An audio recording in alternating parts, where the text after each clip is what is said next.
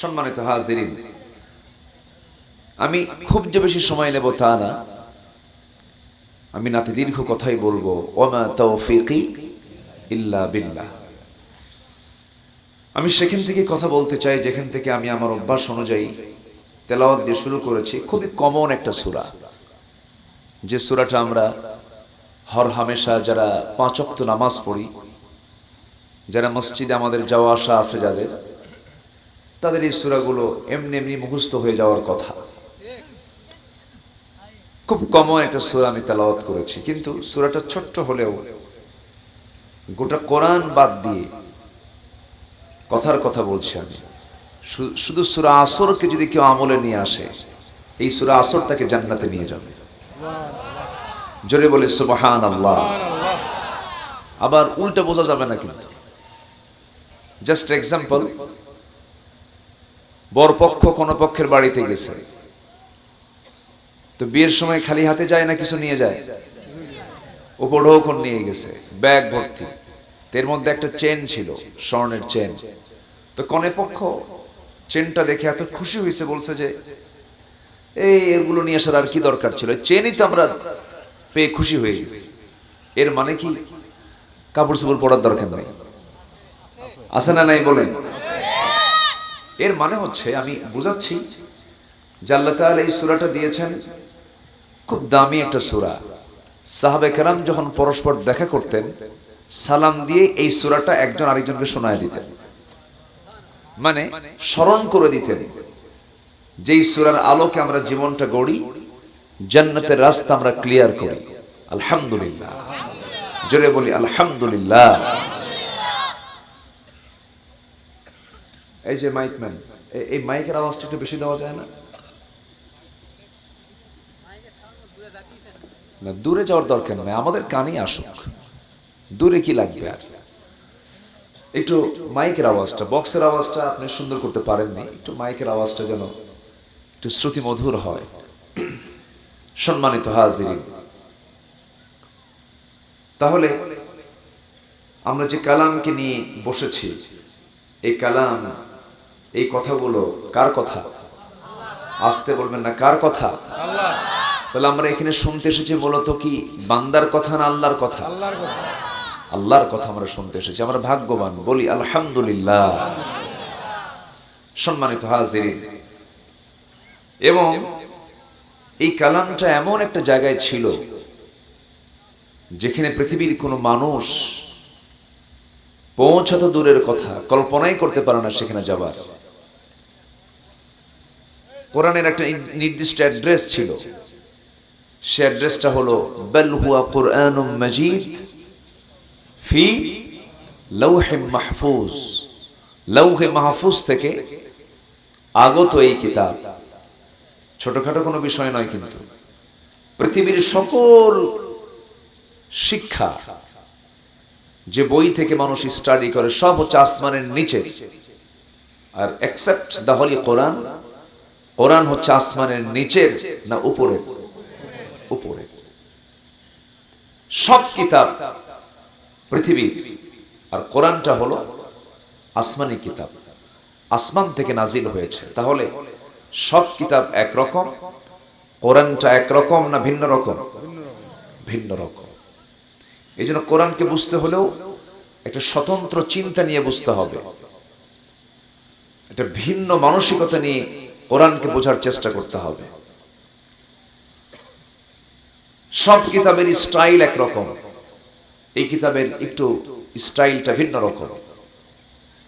প্রত্যেকটা বইয়ের সূচিপত্র থাকে, স্টার্টিং থাকে, কিন্তু এই কিতাবের আপনি যদি নতুন কোনো পাঠক হন, প্রথমে এসে আপনার কাছে কেমন যেন মনে হবে, কিন্তু না বুঝি না তো, কেমন যেন মনে হয়। কিন্তু না, এটাই হলো কোরআনের সৌন্দর্য। বলেন আলহামদুলিল্লাহ। প্রত্যেক লেখক লেখার মধ্যে দুর্বলতা প্রকাশ করেছে। সব লেখকের লেখার মধ্যে দুর্বলতা প্রকাশ আছে না নাই? আছে, কারণ মানুষ তো দুর্বল। মানুষ কি দুর্বল, কিন্তু আল্লাহ কি এই কিতাব নাজিল করার মধ্য দিয়ে তার কোনো দুর্বলতা প্রকাশ পেয়েছে? না,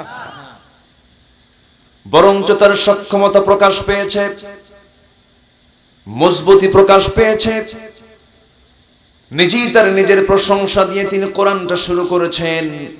যারা পারেন ঠোঁট মিলে বলুন আলহামদুলিল্লাহি রাব্বিল আলামিনির রহমানির রহিম মালিকি ইয়াউমিদ্দিন ইয়্যাকা না'বুদু ওয়া ইয়্যাকা নাস্তাঈন اهدنا الصراط المستقيم صراط الذين أنعمت عليهم غير المغضوب عليهم ولا الضالين এরপরে একটু জোরে বলেন আর একটু জোরে বলেন প্রথমেই প্রশংসা পেলাম কার প্রশংসা আল্লাহ তিনি কি ছোটখাটো কেউ না সবচেয়ে বড় সাব্বিহিসমা রাব্বিকাল আ'লা আ'লা হচ্ছে ইসমে তাফজিলের সিগা যারা আলেম উলামা আছেন সবচেয়ে উঁচু যিনি সবচেয়ে উপরে যিনি থাকেন তিনি আমার কে আল্লাহ তাআলা সবচেয়ে উপরে কেমন করে দেখেন আমরা এখানে বসে আছি সামিয়ানা নাই তো একটু বুঝতে সুবিধা হবে যেখানে বসে আছি ঠিক এর উপরই আমাদের একটা আকাশ আছে এই আকাশে এখন তারকা নাই তারকা আছে তারকাগুলো কি দেখতে বড় না চাঁদ দেখতে বড় কিন্তু আকারে চাঁদ বড় না তারকা বড় তারকা বড় দেখতে ছোট কিন্তু আকারে বড় কেন দূরে থাকার কারণে দিনের বেলা সূর্য দেখি সূর্যটা যদিও প্লেটের মতো দেখা যায় কিন্তু পৃথিবী থেকে শুধু এক গুণ দ্বিগুণ নয় বিজ্ঞানীদের ধারণা এটা একটু অনুমান আন্দাজ 13 লক্ষ গুণ বড় মনে হয় বড় কম হয়ে গেছে নাকি তাহলে সুবহানাল্লাহ এত ছোট হলো কেন জোরে বলেন সুবহানাল্লাহ কত লক্ষ গুণ বড় 13 লক্ষ পৃথিবী এক জায়গায় নিতে হবে একটা সূর্যের সমান হবে তাহলে এই ছোট্ট পৃথিবীকে আলোকিত করার জন্য আল্লাহ তাআলার ম্যানেজমেন্ট হলো 13 লক্ষ গুণ বড় সূর্যকে প্লেস করা আল্লাহু আকবার বলেন সূর্য কি আসলে কি হেরে যায় সূর্য কি হেরে যাচ্ছে আমরা এখন দেখছি না কিন্তু এখন দেখছে আমেরিকা এখন দেখছে কি আমেরিকা এখন সকাল 8টা-9টা বাজে সেখানে তাহলে সূর্য কি ডুবে না সূর্য আমাদের এখান থেকে হেরে যায় অন্য জায়গায় গিয়ে আবার আলোকিত করে এখানে রাত হয় সেখানে দিন হয় চলমান 24 ঘন্টা অবশ্যই এটাকে আলোকিত করার জন্য এর পেছনে জ্বালানি আছে না নাই জ্বালানি কে দেয় জো বাইডেন ভ্লাদিমির পুতিন দেয় না পৃথিবীর কোন শাসক এটা দেয় না সূর্যটা চলতেছে রেগুলার কোনদিন বন্ধ নাই চালান তিনি কে আল্লাহ তাআলা সেই সূর্য আল্লাহ চালান কোন জায়গা থেকে আল্লাহ কোথায় আমি এটাই বোঝানোর জন্য বলতেছি আল্লাহর পরিচয় তো এই আকাশ আমরা দেখি এই আকাশের নিচে আমরা দেখি চাঁদ চাঁদে গেছে মানুষ যায় নাই নীল আর্মস্ট্রংরা চাঁদের দেশ থেকে ঘুরে আসছে মঙ্গল গ্রহে মানুষ চলে গেছে মঙ্গল গ্রহে নাকি জায়গাও কিনছে মানুষ দুনিয়ার পছন্দ না ওখানে গিয়ে বাড়ি ঘর করবে করো ঘর বাড়ি বানাও মঙ্গল গ্রহ গেল চাঁদ দেখলো মানুষ এখন চিন্তা করতেছে যে চাঁদও দেখলাম মঙ্গল গ্রহ দেখলাম তো একটু সূর্যের কাছে তো যাওয়া সম্ভব না একটু তারকা দেখবে তারকা কি আরো কাছে না আরো দূরে আরো দূরে এক একটা তারকা এই সূর্যের চাইতে এত গুণ বড় যে সূর্য পৃথিবী থেকে 13 লক্ষ গুণ বড় সেই সূর্যের চাইতে ব্যাটেল জুইস একটা তারকা আছে এই সূর্যের চাইতে 33 কোটি গুণ বড় কত কোটি গুণ ছোটবেলায় ওয়াজ শুনতে যেতাম আব্বার সাথে জান্নাতের বয়ান শুনতাম 10টা পৃথিবীর মতো একটা জান্নাত দেওয়া হবে আব্বাকে বলতাম আল্লাহর এত জায়গা কই না আল্লাহ যে মহান আল্লাহ যে বিশাল সৃষ্টির দিকে তাকালেই টের পাওয়া যায় আল্লাহু আকবার 33 কোটি গুণ বড় সূর্যের চেয়ে একটা তারকা যে তারকাগুলো আমরা আকাশে ছোট্ট মিটি মিটি জোনাকির মতো জ্বলা এই তারকাগুলোকে দেখতে পাই। পৃথিবীর সবচেয়ে নিকটবর্তী তারকা হলো প্রক্সিমা সেন্ট্রাই। প্রক্সিমা সেন্ট্রাই যদি কেউ যেতে চায়, হয়তো নিয়ত করলে আমি যাব, পৃথিবীর কোনো বিমানে, পৃথিবীর কোনো কপ্টারে পোষাবে না, হয়তো চেষ্টা করা যেতে পারে নভোযানে। অ্যাপোলো 11 নামে একটা নভোযান আছে, সেই নভোযানের ঘন্টার গতি হলো 39,000 কিলোমিটার, ঘন্টায় 39,000 কিলোমিটার বেগে চলে সেই নভোযান অ্যাপোলো 11। সেই নভোযানে চড়ে যদি সে রওনা দিয়ে দেয় পৃথিবীর সবচেয়ে নিকটবর্তী তারকার দেশ প্রক্সিমা সেন্ট্রায় যেতে তার সময় লেগে যাবে 1,15,000 বছর মাত্র। যাবেন কারা কারা এখন হিসাব কষেন আর হাত তোলেন। সম্ভব? আমি বান্দা আর আমার আল্লাহ হচ্ছে কত বড়। সেই বান্দা সেই রবের জমিনে অবস্থান করে বুঝাই কি জানেন? কি হনুরে, কি ঠিক আছে না? মই কি হনুরে, কিছু কি হয়েছে? আমরা আজ থেকে কিছু কি হয়েছি? সুস্থ সবল তাজা ধরফরা মানুষ, বিশাল শক্তি, বডি বিল্ডার, বেশি কিছু না, খালি একটু লুজ মোশন হওয়া দরকার। ডায়রিয়া 7-8 বার বাথরুমে গেলে সামনে বউরে বলবে আম্মা আসসালামু আলাইকুম। মাথা ঠিক নাই, কোনটা বউ আর কোনটা মা হুঁশ থাকে না। কি আমি কি ভুল বলতেছি? সেই মানুষ এই বিশাল আকাশের নিচে অবস্থান, ছোট্ট একটা মাখলুক, তার অহংকার দেখছে, খাইয়া ফালামো, মামলা দুমো, কি হয়েছে রে, কি হয়েছিস তুই, কত হামবে তামবে, কিচ্ছু না। ফেরাউন নাই, নমরুদ নাই, হামান নাই, পৃথিবীর কোন জালিমরাও থাকবে না। ঠিক কি না? থাকবেন কে? কে থাকবেন? কুল্লু শাইইন হালিকুন, সব ধ্বংসশীল।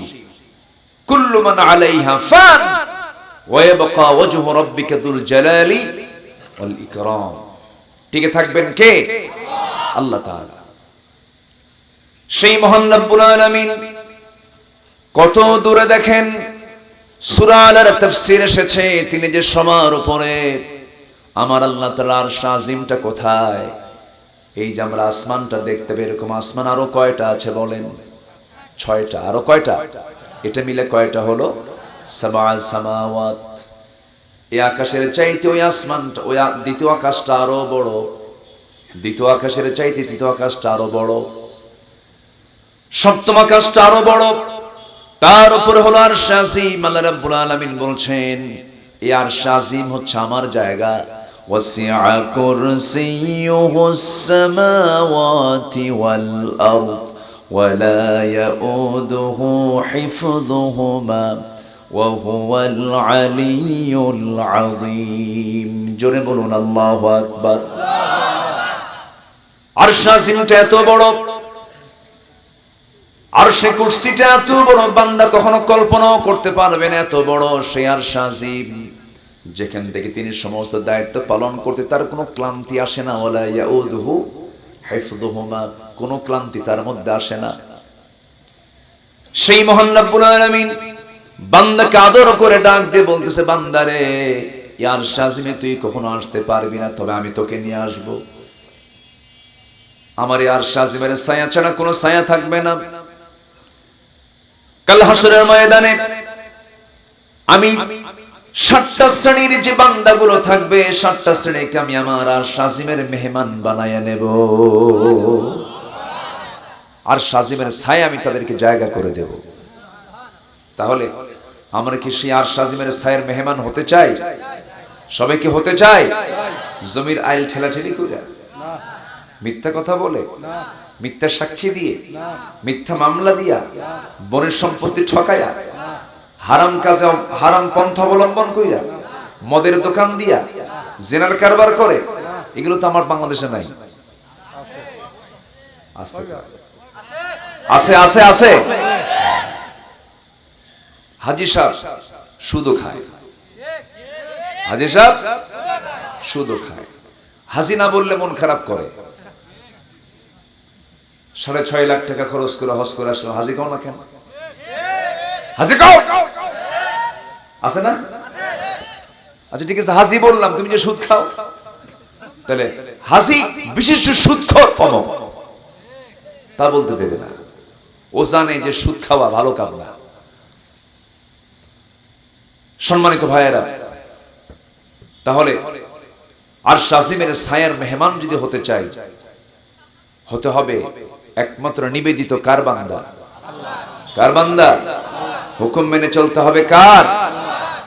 সময় তো চলে যাচ্ছে আমাদের, সময় কি আর ফিরে পাবো আমরা? আজকের 30শে চৈত্র, আজকে 30শে চৈত্র 1430 বিদায় নিল। আগামীকালকে পহেলা বৈশাখ। এসো হে বৈশাখ। কি বলবো? এসো হে বৈশাখ। কি বৈশাখে আসছে তো কি হয়েছে? বৈশাখে আমার দেশে কিছু অপসংস্কৃতি চালু আছে না নাই? পহেলা বৈশাখের সকালবেলা যদি পান্তা না খাওয়া হয়, অন্যকে বৈশাখ পালন হয় না। সে পান্তা এবং ইলিশ খাওয়াবে কে জানেন? খাওয়াবে হলো কপত কপতি সুন্দরী মেয়েরা, হলদে শাড়ি পরে খাওয়ায় দেবে। প্লেট প্রতি 500 টাকা। আছে না নাই? এই সমস্ত দিবস, এই নোংরামি মুসলমান কখনো পালন করতে পারে না। এগুলো কি হালাল কাজ না হারাম কাজ? হারাম কাজ। বৈশাখ আল্লাহ দিয়েছেন ঝড় থেকে বাঁচার জন্য। আল্লাহ রাব্বুল আলামিন দোয়া করতে বলেছেন, অতি বৃষ্টি থেকে বাঁচার জন্য রাসূল দোয়া শিখিয়ে দিয়েছেন। আবার বৃষ্টি হয় না তার জন্য ইস্তেসকার নামাজও দিয়েছেন। সূর্যগ্রহণ হয়, নামাজ দিয়েছেন। সবকিছুর পদ্ধতি ইসলাম বলে দিয়েছে। হারাম কোনো পন্থা অবলম্বন করা যাবে না, হারাম কোনো পথে আমার আপনার যাওয়া যাবে না। এই দুনিয়াতে আমার আপনার সবচেয়ে বড় চ্যালেঞ্জ হলো আল্লাহ তাআলার নিষেধ কাজগুলো নিজের জীবন থেকে মাইনাস করা। নিজের জীবনে কোনো হারাম কাজ ঢোকানো যাবে না। তাহাজ্জুদ পড়লাম, জিকির আজগার করলাম, মুখের দাড়িটা লম্বা বানায় নিলাম, লম্বা জুব্বা পরে ফেললাম, সুন্দর পাগড়ি পরে ফেললাম, কিন্তু আমার জীবনে সুদ আছে, আমার জীবনে জেনা আছে, ঘুষের কারবার আছে, জেনার কারবার আছে, মদের কারবার আছে। কোনো লাভ হবে না। আমার দেশে এমন কিছু সিজনাল মুসল্লি খুঁজে পাওয়া যায়। রমজান আসে মুসল্লি পাওয়া যায়, রমজান গেল মুসল্লি গেল, এমন মুসল্লি তো বাংলার জমিনে নাই। রমজান মাসের পহেলা রমজানের ফজরের নামাজ মসজিদ কানায় কানায় পড়ে যায়। রমজান মাসের ফজরের নামাজ যেমন ফরজ, রমজান পরবর্তী শাওয়াল চাঁদের ফজর নামাজ তো ফরজ না, দুর্বল ফরজ না, একই ফরজ, একই ফরজ। রমজান মাসে ফজর নামাজ পড়ার জন্য প্রথম কাতারে কোনো সমস্যা নাই, কিন্তু শাওয়াল চাঁদে রমজান তো পার করছি। সিজনাল কিছু মুসল্লি আছে আমার দেশে, কিছু মিলিয়নার আছে, শিল্পপতি আছে, আর নিজের চোখে দেখা তো ওমরায় চলে যায়, গোটা রমজান ওমরায় থাকে। শুনছে যে বাইতুল্লাহ শরীফে প্রতি রাকাতে 1 লক্ষ রাকাতের সওয়াব। ভালো, আলহামদুলিল্লাহ বলে সওয়াব, এটা সত্য। এখন শিল্পপতি তো ওরা তো ব্যবসা করে, ওরা তো হিসাব বোঝে। এখানে যদি এত সওয়াব পাওয়া যায়, সারা বছর ইবাদত করার কি দরকার? বেছে নেয় কয় মাস? 1 মাস। অঙ্ক বুঝে যে প্রতি রাকাতে 1 লক্ষ রাকাতের সওয়াব, 1 রাকাতে 1 লক্ষ রাকাত যদি হয়, চলে গেল একদম গোষ্ঠী বাইন্দে চলে গেছে মক্কায়। একটা হুজুরের সাথে ভাড়া করা, হুজুর চলেন, আপনার আসা যাওয়া ফ্রি, আপনি এমন দোয়া দিবেন, এক দোয়ার জন্য জান্নাত পার হয়ে জাহান্নামে যায়। সবাই সব কিছু সুবহানাল্লাহ, মজা করে বলছি। এই হচ্ছে অবস্থা। চলে গেল, সদর সবে কদর পালন করলো, চোখের পানি ফেলে কান্দে কুন্দে যারে যারে আল্লাহ মাফ করে দাও। ঈদের একদিন আগে দেশে ফিরে, ঈদের দিন সন্ধ্যার পর 3 বোতল মদ খেয়ে চিত হয়ে পড়ে আছে। যেরকম নাউজুবিল্লাহ, এমন সিজনাল মুসল্লির 4 পয়সা দাম আল্লাহর আদালতে নাই। আমরা নামাজ পড়ব 1 মাস না 12 মাস, জিকির করব এক সময় না সব সময়। আল্লাহ তাআলা আরশ আজিমের ছায়ায় কিছু বান্দাকে জায়গা করে দিবেন। 7 শ্রেণীকে, কয় শ্রেণীকে বলেন? 7 শ্রেণী। এর মধ্যে একটা শ্রেণী হলো রাজুলুন কলবুহু মুআল্লাকুম বিল মাসাজিদ, যার দিলটা লটকানো থাকে মসজিদের সাথে। জোরে বলেন সুবহানাল্লাহ। সবাই কি নামাজ পড়তে রাজি আছেন তো ইনশাআল্লাহ? সবাই রাজি আছেন তো? জোরে বলি ইনশাআল্লাহ। আচ্ছা, নামাজ তো পড়লাম, কিন্তু সমাজে যে সুদগুলো আছে, সমাজে যে বেপরদার পরিবেশ আছে, ওয়াজ করে কি বেপরদা বন্ধ হবে? আসতে কয়, ওয়াজ করে কি বেপরদা বন্ধ হবে? ওয়াজ কি আমার দেশে কম হয়? অনেক হয়। ওয়াজ কিন্তু কম হয় না, প্রচুর ওয়াজ হয়। কিন্তু ওয়াজ করে সুদের কারবার আপনি বন্ধ করতে পারবেন না। ওয়াজ করে জেনার কারবার আপনি বন্ধ করতে পারবেন না। ওয়াজ করে মদের দোকান আপনি বন্ধ করতে পারবেন না। এগুলোকে বন্ধ করার জন্য থাকতে হবে জমিনে কার বিধান? আসতে পারে বিধান, বিধান কার বিধান? কার বিধান? আর এই বিধান চালু করার জন্য বান্দাকে দায়িত্ব দিয়েছেন কে? আমরা চালু রেখেছি আল্লাহর বিধান। কার বিধান বলেন? একটু লাইনে আসলেই তো আমরা দোষী হয়ে যাই। হুজুর এতক্ষণ তো ওয়াজ ঠিকই করতেছিলেন, এই আবার কি শুরু করলেন আপনি? এখানে আসলে অনেকের গায়ে জ্বালা পোড়া হয়। কেন জানেন? হুজুররা, মোল্লারা মসজিদে যাবে, মোল্লারা আবার এইগুলো নিয়ে কথা বলে কেন? আমার নবীকে নিয়েও আবু জেহেল বলতো, মুহাম্মদ তুমি তোমার এই দিন ধর্ম নিয়ে এইগুলো নিয়ে থাকো, আমরা মদ খাবো, তুমি দোয়া করে দিবে। এরকম হুজুর কিন্তু এখনো আছে। সিনেমা হল উদ্বোধন হবে, হুজুরকে দাওয়াত দেয়, হুজুর দোয়া করে আল্লাহ সিনেমা হলের কাস্টমার বাড়ায় দাও। আছে কি? মদের ফ্যাক্টরি উদ্বোধন হবে, পীর সাহেবকে দাওয়াত দেয়, পীর সাহেব দোয়া করে আল্লাহ এই মদের ফ্যাক্টরিতে বরকত দিয়ে দাও। গত কয়েক বছর যাবত কেরুয়ান কম দর্শনায় অবস্থিত একটা মদের ফ্যাক্টরি, সেখান থেকে কোটি কোটি টাকা মদ বিক্রি করে রাজস্ব ইনকাম, আয় ইনকাম হচ্ছে। আলহামদুলিল্লাহ। কি কইছেন আপনারা? আয় তো হচ্ছে, আয় তো আপনার পকেটেও যাচ্ছে। আমার কথা কি বেজার হচ্ছেন আপনারা?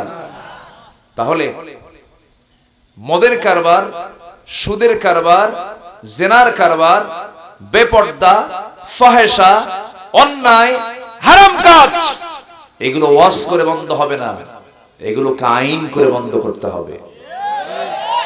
আইন করে বন্ধ করার জন্য বিধান দিয়েছেন কে? হুকুম দিয়েছেন কে?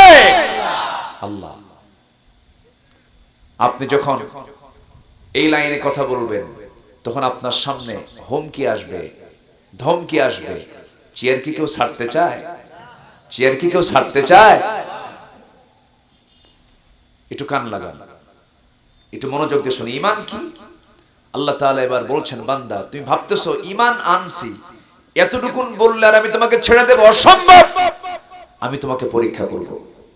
পরীক্ষা মানে তুমি যখন আমার হুকুমকে সমাজে বাস্তবায়ন করতে যাবে, তখন তোমার জীবনে বহু হুমকি ধামকি আসবে। জেলখানায় জুলুম নির্যাতন সহ্য করে মৃত্যুবরণ করা, শাহাদাত বরণ করার বিছানায় মরা এক, আস্তে কয় এক, এক নয়। সম্মানিত ভাইয়েরা, ঈমান আনা মানে হলো হিংস্র জন্তুর সামনে নিজের দেহকে ছেড়ে দেওয়া। যেমন করে আবু হানিফা রাহমাতুল্লাহ আলাইহি 8টা বছর জেলখানায় থেকে শেষ সময়ে তাকে বিষ প্রয়োগ করে জেলখানার মধ্যে তাকে শহীদ করে দেওয়া হয়েছে। যুগে যুগে এই জাতীয় রেকর্ড আছে না নাই? আসতে বলবেন না, আছে না নাই? আছে। হ্যাঁ, এই তো লাইনে আসছে, কে যেন বলেই ফেলছেন আমাকে। শোনেন, এক মাকে শীত যায় না, এক মাকে শীত যায়। কোন শহীদের রক্ত বৃথা যাবে না। ফিলিস্তিন বিজয়ী হবে, ইহুদিদের পতন হবে, ইহুদিদের যারা প্রেতাত্মা যারা দালালি করছে তাদেরও পতন হবে। কে কতটুকু ইসলাম মানে আর কে কতটুকু ইসলাম মানে না, তাদের প্র্যাকটিক্যাল লাইফ দেখলেই টের পাওয়া যায়। সম্মানিত ভাইয়েরা, সম্মানিত বন্ধুগণ, একটা মুসলমান কত বড় জাহেল হলে পরে এই কথা বলতে পারে। মাননীয় স্পিকার, আমি সংসদে দাঁড়িয়ে বলছি, আমার ছেলে বিয়ে করেছে কলকাতার গাঙ্গুলি পরিবারে। আমার বৌমা খুব ভালো পরহেজগারিনী, আবেদা সালেহা রাবেয়া বসরি। সে যখন ঢাকায় আসে 5 ওয়াক্ত নামাজ পড়ে, যখন কলকাতা যায় তখন সে পূজাও করে। মাননীয় স্পিকার, এটাই তো ধর্মের স্বাধীনতা। চিন্তা করেন কত বড় মুফাসসির কি তাফসীর করতেছে দেখেন পার্লামেন্টে দাঁড়িয়ে। যাদের চেতনার মধ্যে এই চেতনা লালন করে, এটা কি ঈমানের চেতনা না বেঈমানের চেতনা? আপনি মুসলমান, আপনি মুশরিক নারীকে নিয়ে সংসার জীবন গ্রহণ করলে কখনো এটা বৈধতা দেবে না কোরআন, বৈধতা দেবে না ইসলাম। এমন সংসার জীবন আমার দেশে আছে না নাই? আসতে বলবেন না, আছে না নাই? বউ হিন্দু, স্বামী মুসলমান, লাকুম দীনুকুম ওয়ালিয়া দীন। তুমি তোমারটা, আমি আমারটা। বাচ্চা কাচ্চা, বাচ্চা কার? ক্রস। বাচ্চা কি? ক্রস। গাধা আর ঘোড়ার মিলনে যে বাচ্চা হয় ওটা হলো খচ্চর। ওটা কি?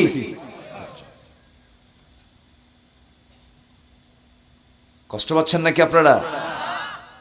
জমিনটা কার? ইমানদার কি জমিনে আল্লাহর বিধান ছাড়া অন্য কোনো বিধান মানতে পারে? মানতে পারে? যে বিধান আছে, যদি আল্লাহর বিধান না হয় সেই বিধানকে উল্টায়া আল্লাহর জমিনে আল্লাহর বিধান কায়েমের জন্য সংগ্রাম করতে হবে মুসলমান। এটা মূল কাজ। হাসিবান্না সাইয়ুতরাকু আন ইয়াকুলু আমান্না, ভাবতেছি ঈমান আনছে আর এমনি এমনি ছেড়ে দেব না। আমার কিছু বান্দাকে মাথার চামড়া টেনে টেনে পা পর্যন্ত নিয়ে আসা হয়েছে, তারা ঈমান ছাড়ে নাই। এমন রেকর্ড আছে না নাই? নবীর মাথা পর্যন্ত কেটে ফেলে রানীর সামনে উপহার দেওয়া হয়েছে ইয়াহইয়া আলাইহিস সালাতু ওয়াস সালামকে। জাকারিয়া আলাইহিস সালাতু ওয়াস সালামকে করাত দিয়ে চিরে 2 টুকরো করে শহীদ করে দেওয়া হয়েছে। তাহলে ঈমান আনা মানে কি? নিজের জীবনকে আল্লাহর পথে কি করা? উৎসর্গ করা। আমরা কি সবাইকে পারবো না জান এবং মান আল্লাহর পথে দেওয়ার জন্য প্রস্তুত হতে? সবাইকে দিতে পারবো? এটা চাচ্ছেন কে? এটা কে চান? কে চান? সূরা তাওবার 111 নম্বর আয়াত বাড়িতে গিয়ে মিলায় নেবেন। জান্নাত কোথায় আর আমি আসি কোথায়? উত্তর খুঁজে পাবে। সূরা তাওবার কত? 111 নম্বর আয়াতটা বাড়িতে গিয়ে বারবার পড়বেন, বারবার পড়বেন। আমি কি করছি আর আল্লাহ জান্নাত দিবেন কোন পথে? আল্লাহ বলছেন, বান্দা আমি তোকে জান্নাত দিয়ে দিয়েছি, তুই আমাকে 2টা জিনিস আগে দে, জান এবং মাল আমাকে দে, আমি তোকে জান্নাত দিয়ে দেব। যেরকম সুবহানাল্লাহ। ইন্নাল্লাহ ইশতারা মিনাল মুমিনিনা আনফুসাহুম ওয়া আমওয়ালাহুম বিআন্না লাহুমুল জান্নাহ। আল্লাহু আকবার। ইকামতে দিনকে অনেক অবহেলা করেন, সস্তা জান্নাত খোঁজার চেষ্টা করেন। কি মনে করে জানেন? 5 ওয়াক্ত নামাজ পড়বো, রমজান মাসে রোজা রাখবো, জীবনের শেষ সময় একটা মসজিদ মাদ্রাসা বানাবো, কিছু দান সদকা করব, আল্লাহ আমারে জান্নাত না দিয়ে যাবে কই? এরকম চিন্তা অনেকে লালন করেন। সমাজে সুদ থাকবে, আপনি কিছু বলবেন না। সমাজে জেনা থাকবে, আপনি কিছু বলবেন না। সমাজে জুলুম থাকবে, আপনি কিছু বলবেন না। আলেমদের জীবন নিয়ে হোলি খেলবে, আপনি কিছু বলবেন না। আপনি মুনাফিক, মুনাফিক, মুনাফিক। বাতিলদের মোকাবেলা করতে রাজি আছেন কারা কারা? হাত উঁচু করে রাখেন মুসলমান। আমরা কি দুর্বল নেতার কর্মী? আমরা, আমাদের মূল নেতা হচ্ছেন মুহাম্মদ সাল্লাল্লাহু। আমরা এরকম বেনামাজি নেতার নেতৃত্ব মানি না। যে নেতার নামাজ নাই, যে নেতা মদের বোতল নিয়ে থাকে, যে নেতা চরিত্রহীন লম্পট, ওই সমস্ত নেতৃত্ব মানা যাবে না যুবক। যে নেতা তুমি চরিত্রহীন হও, তোমার হাতে মদের বোতল তুলে দেয়, ইয়াবা তুলে দেয়, নারী তুলে দেয়, ওই সমস্ত নেতৃত্বের মুখে আমরা জুতা মারি, থুতু মারি, ঠিক কিনা? মানা যাবে না। আমাদের লিডার হচ্ছেন মুহাম্মদ সাল্লাল্লাহু আলাইহি ওয়াসাল্লাম। আমরা দুর্বল কোন নেতার কর্মী না। আমরা যে নেতাকে আমরা আখিরাতেও পাবো, যে নেতার সুপারিশ ছাড়া আমার সুপারিশ হবে না। যে নেতাকে প্রত্যেকটা স্টেশনে দরকার, কবরে দরকার, মিজানে দরকার, পুলসিরাতে দরকার, হাসরে দরকার, হাউজে কাউসারও দরকার। ইন্না আ'তাইনাকাল কাউসার। কোন নেতা মানো তুমি? ওদের শুধু গুণ আছে কি জানেন? মোষ মোটা আর পেট মোটা। মোষ একখান আছে হাইব্রিড জাতের 3 ইঞ্চি মোটা, আর পেট একখান আছে 10 মাস। ওই সমস্ত নেতৃত্ব আমরা মানি না। যে নেতার দিকে তাকালে নবীর কথা মনে হবে, সেই নেতাই হবে আমার নেতা, ঠিক কিনা? এগুলো যেন মাথায় থাকে। যে নেতা বলবে আপনাকে নামাজের কথা, তিনি আপনার লিডার। যে নেতা বলবেন আল্লাহর জমিন আল্লাহর দিন কায়েম করা দরকার, সে হবে আপনার লিডার। কারণ দুনিয়াতে যে যাকে নেতা বানাবে, কিয়ামতের দিন তার সঙ্গে তার হাসরে উঠতে হবে। এটা ভেবে চিন্তে চলতে হবে। যাকে আপনি নেতা মানতেছেন তার সঙ্গে হাসরে উঠতে হবে আপনাকে। ইয়াওমা নাদউ কুল্লা উনাসিম বিইমামিহিম। কিয়ামতের দিন প্রত্যেক ব্যক্তি তার নেতা সহ হাজির হবে। মারামারি লাগবে নেতার সাথে কর্মীর। কর্মী বলবে আল্লাহ আমি তো করতে চাই না, নেতা আমার বাধ্য করছে। নেতা বলবে আল্লাহ ওরে আমি জোর করে না, ওই এমনি আসছে। লাগবে মারামারি।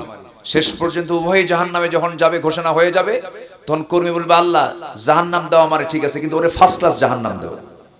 ওরে কি ক্লাস জাহান্নাম দাও? ফার্স্ট ক্লাস, মানে দামি জাহান্নাম হয়। কষ্ট পাচ্ছেন নাকি আপনারা? নামাজ তো পড়বই, কিন্তু নামাজ কায়েমের দরকার আছে না নাই?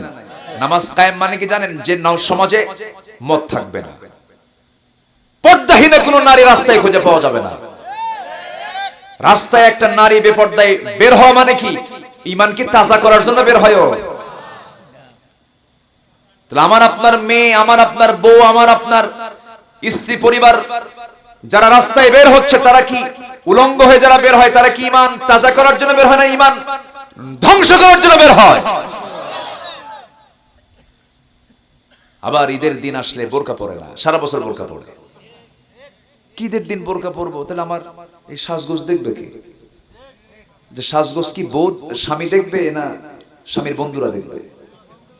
বন্ধুরা দেখবে। দেখছেন দেখেন কি করে। আবার ফেসবুকে, হ্যাঁ বন্ধুরও তো হক আছে, হ্যাঁ ফেসবুকে বইয়ের ছবি সুন্দর করে লিপস্টিকওয়ালা ছবি, অর্ধলগ্ন ছবি তুইলা ফেসবুকে দিয়ে বলে প্রিয় বন্ধুরা আসুন আমার বউটাকে জামাতের সাথে দেখি। মানুষের মানসিকতা এত নোংরা হলে এই জাতীয় আচরণ আসতে পারে। বউটা কি জাতীয় সম্পদ না ব্যক্তির সম্পদ? তো আপনি জাতীয় সম্পদ বানাবেন কেন? পাবলিক করবেন কেন? আহাম্মক বোঝে না, নোংরা মানসিকতা, নোংরা চেতনা এগুলো। আমাদের পরিবার দিকে আমরা খেয়াল করব, জোরে বলি ইনশাআল্লাহ। এগুলো সব ঈমানের মধ্যে। এগুলো সব কিসের ভিতরে বলেন? ঈমানের ভিতরে। বেপরদার কোনো পরিবেশ বাড়িতে রাখবো না, জোরে বলি ইনশাআল্লাহ। তাহলে ঈমান তো আনলাম, নামাজ পড়বো। নামাজ কায়েমের কাজ করতে গেলে আমাকে আপনাকে কিছু ঘাম ঝরাতে হবে, কিছু ত্যাগ স্বীকার করতে হবে। জেলখাটা সুন্নাহ, বলি আলহামদুলিল্লাহ। আমি জেলখানার নাম দিয়েছি মাদ্রাসা ইউসুফিয়া। মাদ্রাসায় ইউসুফিয়া, কারণ ওটা জেলখানা বলা যাবে না, এটা নবীদের জায়গা, ওটা নবীরা থেকেছেন। এবং নবীদের মধ্যে বিশেষ একজন নবী ছিলেন, সেই নবীর নাম কি? ইউসুফ আলাইহিস সালাম। তার বিরুদ্ধে মামলা হয়েছিল কি? জিনার মামলা হয়েছিল। নবীর বিরুদ্ধে জিনার মামলা হয়েছে, জেল খেটেছেন। হাসতে হাসতে চলে গেছেন জেলখানায়। হাসো কেন? আমার কাছে জেলখানায় ভালো লাগে। কেন? জুলাইখার ডিস্টার্ব নাই। আল্লাহু আকবার বলেন। ইমানদার যেখানেই যাবে, ঢেকি স্বর্গে গেলেও ধান বানে, ঢেকি স্বর্গে গেলেও ধান বানে। ইমানদারের জেলের ভিতর যা, জেলের বাহিরেও তাই। কারণ ইমানদার ভাবে আমি এক আকাশের নিচে আছি, ভিতরেও যা বাইরেও তা আমার মুখ থেকে বের হবে লা ইলাহা। আমি আর কথা বাড়াবো না, অনেক রাত কেমনে যে হয়ে গেল।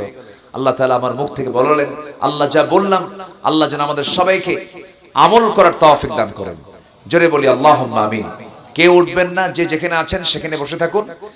মাহফিলটা আমার মিলন ভাই না, প্রথম যোগাযোগ করেছেন মিলন ভাই, অনেক আগে লেগে আছেন অনেক দিন থেকে। আমি পারি না তো পরে আল্লাহ তাআলা একটা মিলায় দিয়েছেন, আল্লাহ তাআলা একটা সুন্দর একটা গোছানো পরিবেশ দিয়েছেন। আলহামদুলিল্লাহ, আমি আসতে পেরেছি, আলহামদুলিল্লাহ বলেন। হয়তো সামিয়ানাটা হলে পরে দেখতে অনেক সুন্দর দেখা যেত, কিন্তু লোকজন কিন্তু ভরা। আলহামদুলিল্লাহ, এত অল্প সময় আপনারা যে আয়োজন করেছেন, আল্লাহ তাআলা কবুল করুন। জোরে বলি আল্লাহুম্মা আমিন।